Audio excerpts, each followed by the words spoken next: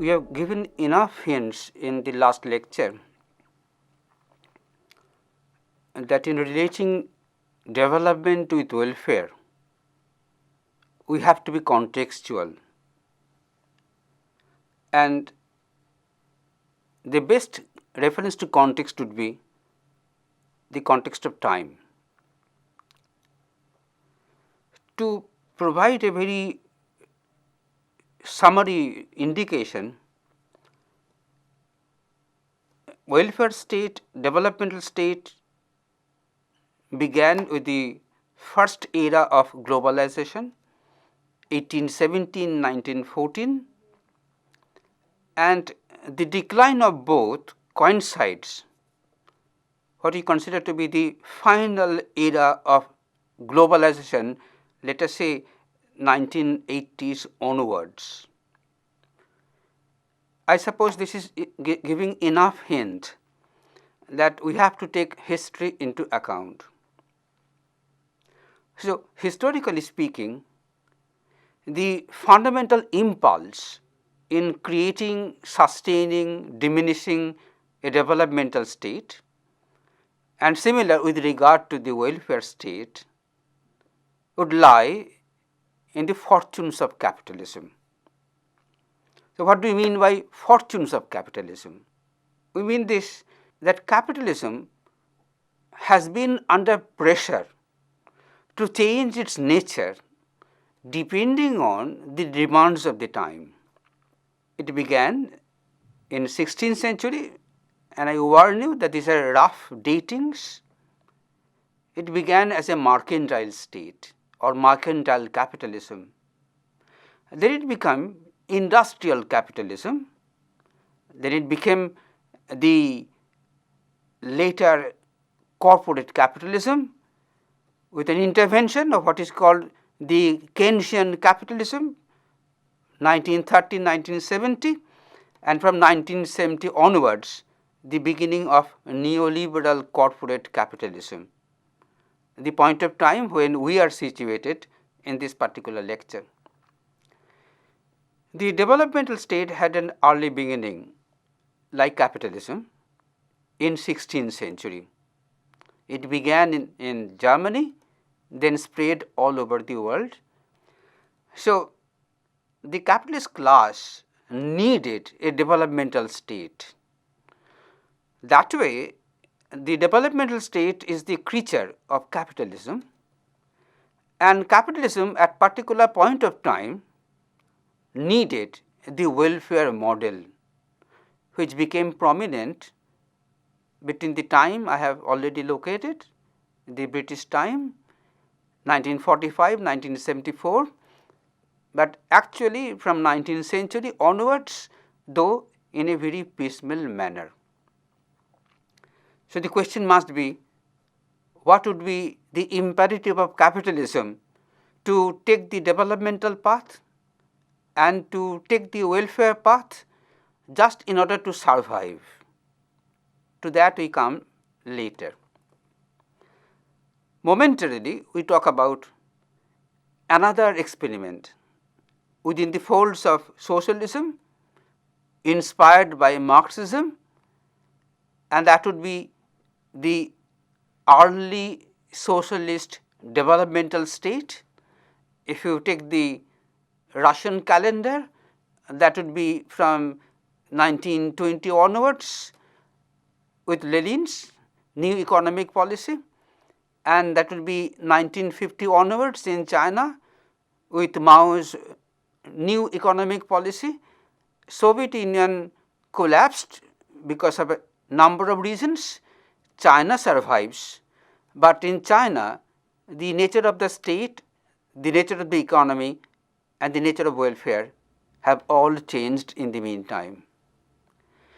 This actually allows us to make a universal point that developmental state and welfare state and their practices have been historically adjusted from time to time, and that keeps capitalism alive.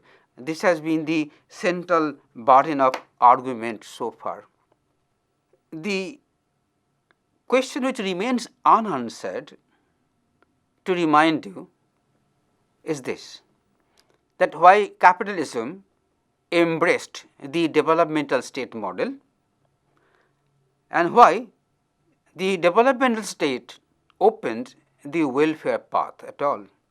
That would take us to the political scenario in which capitalism was implicated. This is a known story.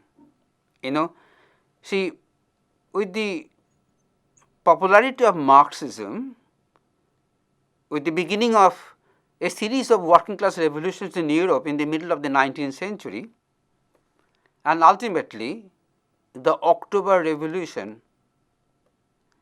the liberal democratic politics and capitalism both felt threatened by the socialist challenge. If you have an elementary sense of history, you recall also that between 1929 and 31, capitalism had a crisis we call the Great Depression in United States, which spilled over into West Europe and in the rest of the world. So, the economy was in crisis and the politics was under threat and capitalism had to survive. So, they actually designed the welfare state as a tactical response. This is very vital to know because the idea of welfare evokes the idea of humanitarian well-being, the idea of charity, as if the welfare state would be a pure humanitarian gesture. This is basically the capitalist logic or the capitalist propaganda, that the welfare state is a humane state, that capitalism is not harsh, it is humane, it can look after the miserable working class, because otherwise it could not stall the progress of the working class movement at the onset of Soviet Union, spread of socialism through the Second World War to the eastern part of Europe, to China, to Vietnam, to Cuba, and much of the so-called the post-independent state system. The global challenge to capitalism was very severe, and not in order to respond to the poorer people, pauperized people, more out of a concern with the political survival, the welfare state came into being and the developmental state came into being. And when I talk about their decline, the argument would be that capitalism, in order to survive, does not need any longer either the developmental model or the welfare model. You don't have to sort of scavenge through the history of West Europe. You can take a look at India itself, how India began. India began with what became famous, a socialistic pattern of society, the Abadi Congress of the Indian Congress Party, and everybody was talking that we can't embrace capitalism, we can't be an ally to America. That was the beginning of the famous non-alignment policy also. That India, with the rise of a man called the present Prime Minister Manmohan Singh, under the regime of Narasingha Rao, they decided to actually to unhook India from what became known as the Nehru-Mohanlabis model into a more free capitalist path, the end of the so-called license Raj. And every day you find in newspaper debates going on about this particular transformation India has set its foot into. That is once again it is a global scene. The changing fortunes of capitalism, the rise of developmental state, the rise of the welfare state, the capitalism becomes secure, the decline of the developmental state and the decline of the welfare state. This is the summary of the historical connection between the timelines in the development of capitalism, timelines in the development of developmental state and the timelines in the development of the welfare state. As I put it, between the first phase and the last phase of globalization, one can encase the entire history of capitalism, developmental state, as well as the welfare state.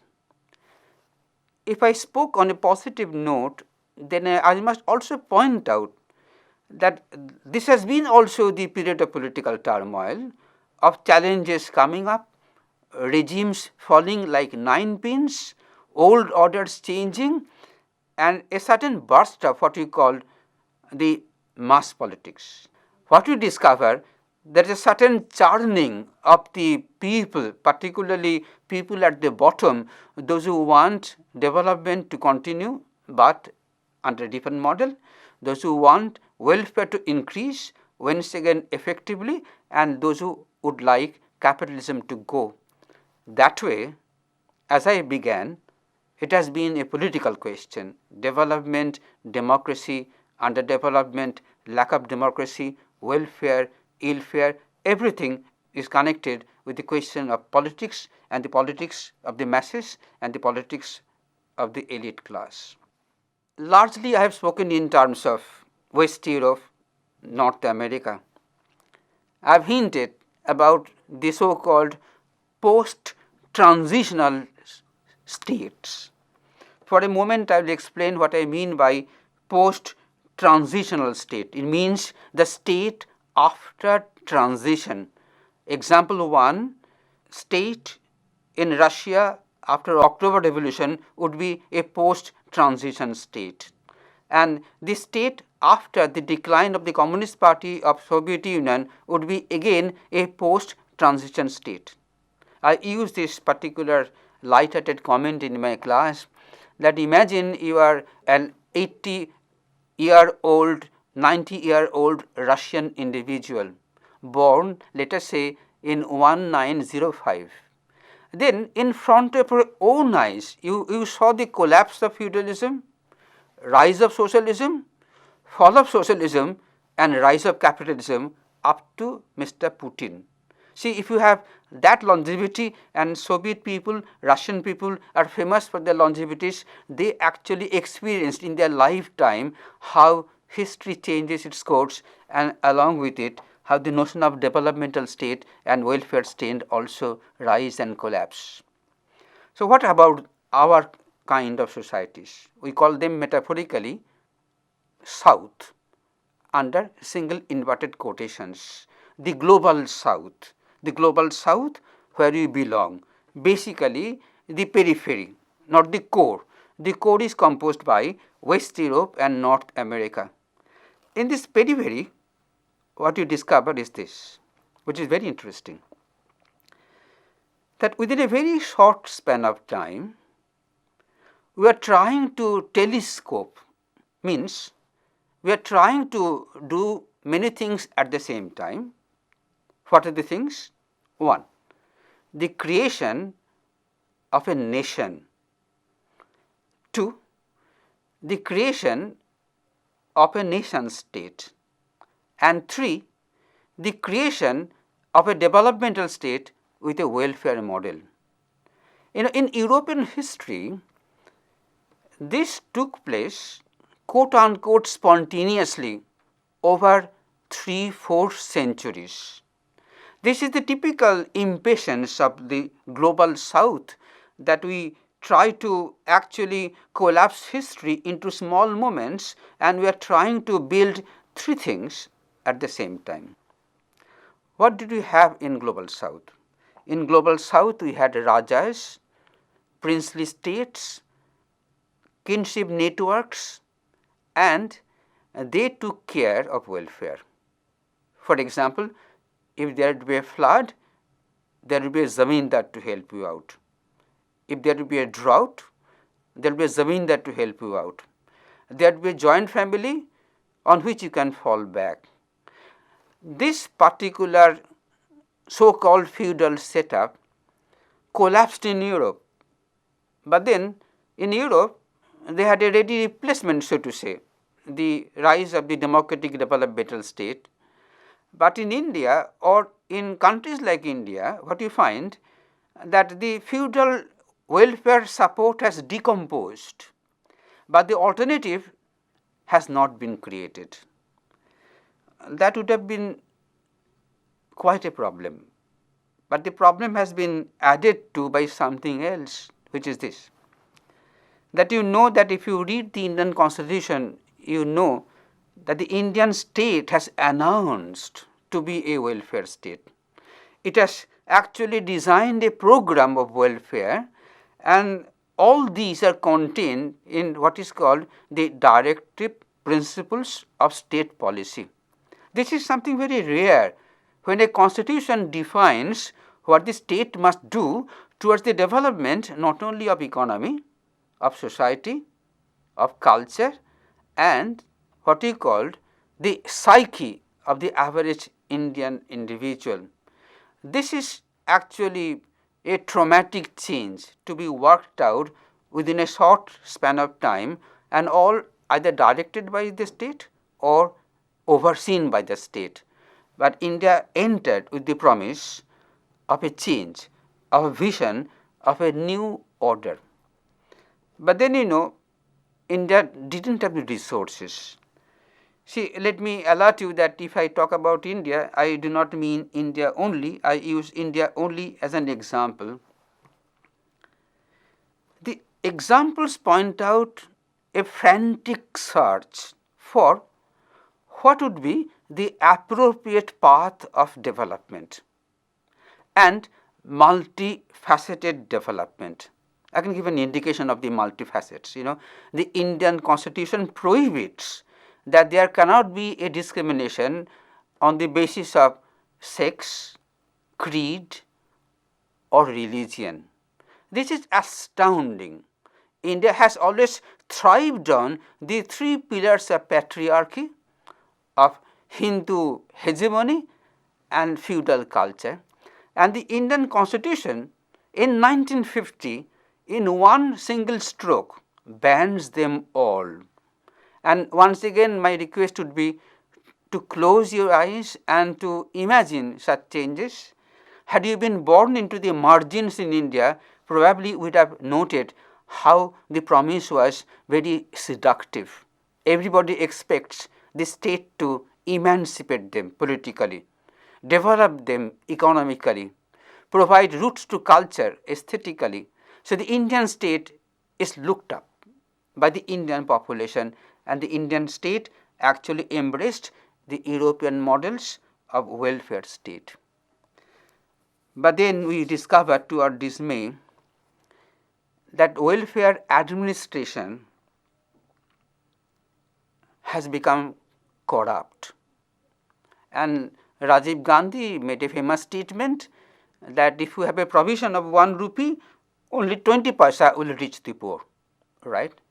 And that could be the logic behind Mantek Singh Aluwala's cash transfer policy also, that if I don't transfer cash directly, then panchayat or the panchayat leader would actually appropriate a good part of it.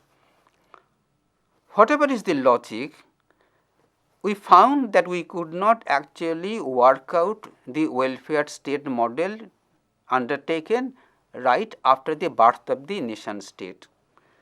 This is not a subject to political controversy. Why? Because official statistics disclose how many people are poor and the state of development.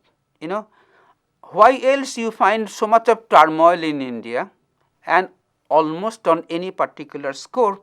And officially all political parties, they do concede that the development design has gone wrong, that welfare policies have gone wrong, and people have not actually materially improved as to their standard of living. I mean, about other indicators, better less we say, we remain correct. That being so, that takes us to the final question: what is likely to happen in India and what is likely to happen elsewhere beyond India? And that takes me once again to the main premise of my lecture, that it is a political question. That is why we are discussing in a political science curriculum. Let me begin with West Europe again, because I began with West Europe. What do we find? We find in West Europe an increase in longevity of individuals due to improved medicines, right. And the world is becoming increasingly older, you probably know, and the youngest nation is India. Hence, it is called that India enjoys a demographic dividend. What is that? That India has more young people today than any other country has, and when the other states would become older, India would still remain younger or middle aged. What's good about youth? Youth would mean that if you impart the correct skill, then the young people become engines of development. Old people are burdens, they turn non-productive, right. And in Europe you have a larger number or increasingly larger number of older people, number one. Number two, there is something called what you call forced migration, that you are forced to migrate from your place, and the global projection is this, that in 2020 the number of people floating in the world would be significant political question, and this is called the forced migration. We have the nearest example of partition between the two Bengals, where people were forced to move out of what was called East Pakistan to move into what is called West Bengal. These migrants, and in times of globalization, the migrant laborers who actually conceal their journey into the West in search of a job and lifestyle, that size will increase. That would mean once again you have to provide for employment, you have to provide for their economic sustenance, and the number of poor people surprisingly is increasing. See, once again if you read a daily newspaper, you know the forecast of the size of the unemployed people, say once again around 2050. They say that in order to be educated, and the cost of education is increased, you will borrow money, it is called student loans, and by the time you pay up the student loans, you will be on an average 50 years of age, and then you will have to work till 70 in order to enjoy life a little bit. But then only if the economy provides you opportunity to work till 70, you work and earn, and that is not being forecast. That would mean that the need for welfare continues, or the need for welfare has increased in the meantime, but the current capitalist phase actually does not like welfare to continue. Once again, if you turn to Bengal, turn to India, turn to the global south, you will find that subsidies are being withdrawn from education and healthcare. This is the new regime. This is the World Bank, IMF, United States economy dictating to the third world that you cannot continue with welfare because welfare is costly and you can't have money to spend on. In the south, if you think that you will autonomously decide on a welfare program, you are not globally allowed the freedom to organize welfare. Why? Because there is something what is called the relationship of dependency. The global south is dependent on the global north. For what? Superior military technology, superior industrial technology, superior financial grant, and the flow of Western capital into the Indian market, because the Indian market does not have sufficient capital. This is the famous debate over FDI. The moment you begin to depend on capitalism at the core in West Europe, the core capitalism demands that you cannot continue with the welfare policy. So, what is the scenario? That the traditional welfare institutions have declined, the kind zamindar is no longer, the kind zamindar who creates a school in the name of his dead mother is no longer, feudal charity is no longer, joint family has decomposed, kinship has decomposed, you have nobody to turn to. But then if you want to turn to the state is also abdicating its role towards welfare, right? That would mean that in India, like in West, there is a correspondence in political realities that there is the possibility of great political troubles. West has an advantage. If you ask me what is the advantage, it is simply this: West can extract revenues from non-waste. Let me give an example. Every time I brush my teeth using Colgate, the Colgate takes a part of the earning out of the Indian economy. And you probably know, with money becoming electronic money, transferring money becomes much more easier. This is advantage of waste. Waste can have a surplus based on the exploitation of the global south, but the global south has none to exploit and have an income surplus so that it can feed on the poor and the multitude. That way, back to politics. As the state abandons development, as the state abandons welfare, people become vulnerable, the people become also available to any kind of politics in India, and you probably know that many kinds of politics flourish in India.